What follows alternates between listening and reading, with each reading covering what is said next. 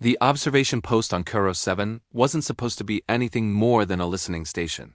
Mira Hale had been stationed there for 8 months, monitoring subspace communications and cataloging the migration patterns of the native fauna.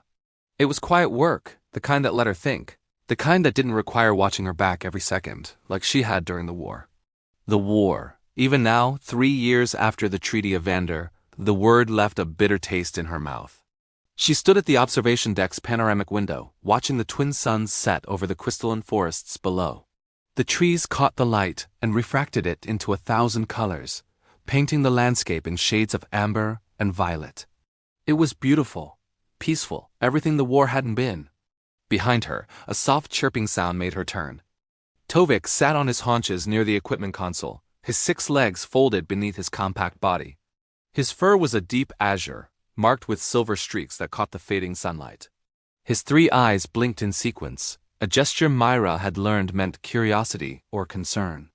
The cub was barely a year old by human standards, though his species, the Ven, matured faster than humans did. "What is it, little one?" Myra asked, crouching down to his level. The Ven had no formal alliance with humanity. They were a neutral species caught between the territorial ambitions of a dozen galactic powers. When Mira had found Tovik injured near the station 6 months ago, she treated his wounds without a second thought. He'd stayed. She'd never asked him to leave. Tovik chittered urgently, his ear stalks flattening against his skull. He bounded toward the console, standing on his hind legs to paw at the subspace receiver. "Easy," Myra said, following him. "What's got you so worked up?"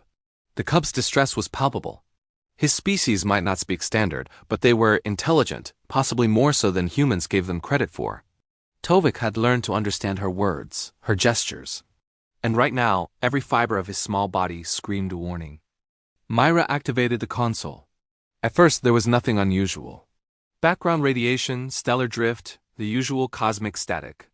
Then she saw it, a compression wave in subspace, faint but unmistakable. Ships, multiple ships. And they were using Kryn signature drives. Her blood went cold. The Kryn Collective. Humanity's most brutal enemy during the war. They'd signed the treaty, but everyone knew it was a temporary measure, a way to rearm and regroup. The treaty had placed Kelros 7 in neutral space, forbidden to both sides. If the Kryn were here, they weren't here for diplomacy. "How did you double quotes," Myra began, then stopped. Tovik's species had always been sensitive to subspace fluctuations. She'd read reports about it, but never witnessed it firsthand. The cub had felt the disturbance before her instruments had even registered it. She pulled up the long-range scanners. 15 minutes. That's how long she had before the Kryn fleet reached detection range of the human colonies in the adjacent sector. After that, thousands would die before they could evacuate. Myra's hands flew across the console. She activated the emergency beacon, routing it through every relay between Kelros 7 and human space. But the signal was taking too long to propagate. The Kryn would be in strike range before her warning reached the nearest defense station. "Damage," she hissed. Tovik chirped again, this time climbing onto the console itself. He pressed his forepaw against the quantum communicator, the experimental device that had been installed just 2 months ago. It was untested, temperamental, and had a 30% chance of failing catastrophically, but it was instantaneous. "You want me to use that?" Myra asked. The cub's 3 eyes locked onto hers. In that moment, she saw something that transcended language, certainty, trust. He knew what he was asking her to do. Myra activated the quantum communicator. The device hummed, building charge, its core glowing an ominous red. She keyed in the override codes and broadcast on all human military frequencies. "This is Observation Post Kelros 7, Kryn fleet detected, bearing 273 Mark 6. 15 vessels, heavy cruiser class. ETA to human colonial space. 14 minutes. This is not a drill. Repeat. This is not a drill." She sent the message and prayed it would reach someone in time. The console sparked. Smoke began to curl from the quantum communicator's housing. Mira grabbed Tovik and backed away as the device overloaded, its core cracking with a sound like breaking glass. But the message was sent. 60 seconds later, her communicator crackled to life. "Kelros 7, this is HCSN Defiant. We copy your transmission, deploying intercept fleet. Hold position." Relief flooded through her, but it was short-lived. The Kryn weren't fools. If they were this close, they'd already detected her transmission. She pulled up the defense grid and activated the station's shield generators.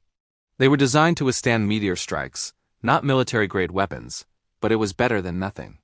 Tovik remained pressed against her leg, his body tense. She picked him up, feeling his rapid heartbeat against her chest. "You saved them," she whispered. "Those colonies, all those people, you saved them, Tovik," the station shuddered.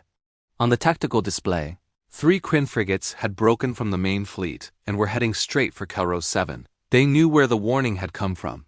They were coming to silence it. Myra carried Tovik to the emergency escape pod and sealed him inside, overriding the launch protocols. "No," she said firmly when he began to protest, his chirps frantic. "You did your part. Now let me do mine." She initiated the launch sequence. The pod jettisoned, rocketing away from the station toward the planet's surface. Tovik would survive. The Ven were resourceful. He'd find his way home. Myra returned to the console and rerouted all remaining power to the communications array. If she was going down, she'd make sure every human ship in the sector knew exactly where the Kryn were. The first missile struck the station's eastern wing. Alarms blared. The lights flickered. But Myra kept transmitting, her voice steady as she fed targeting data to the approaching human fleet. When the Defiant and her battle group arrived 30 minutes later, they found the Kryn fleet in disarray. The ambush had failed. The colonies were safe. An observation post Kelros 7 was an expanding cloud of debris. But in the wreckage, they found something else.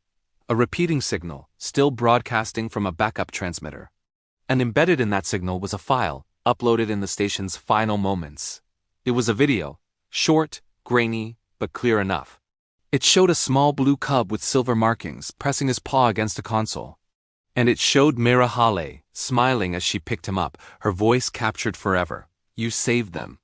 Those colonies, all those people. You saved them, Tovik." The file spread through human space like wildfire. Within days, the Ven species was granted protected status by the Terran Council.